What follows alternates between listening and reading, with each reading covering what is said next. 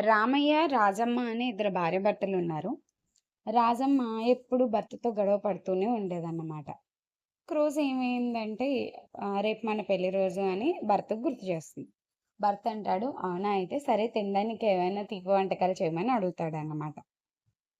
అప్పుడు భార్య, "మా నాన్న పెళ్లి అలా చేశారు, ఇలా చేశారు, ఇంత పెట్టారు, అంత అంగరంగ వైభవంగా చేశారు. ఈ ఇంట్లో ఉన్న వస్తువులన్నీ నావి" అని మొదలుపెట్టి అలా గొడవ పడడం స్టార్ట్ చేసిందన్నమాట.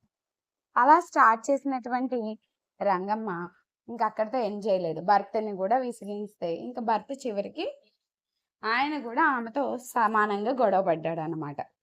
గొడవ పడిన తర్వాత ఏమైంది, ఇంక అదే దృష్టిలో పడుకున్న భర్త భార్యని నిద్రలో లేపుతుంది. "ఏవండీ మన ఇంట్లో ఏదో సౌండ్ అవుతుందండి.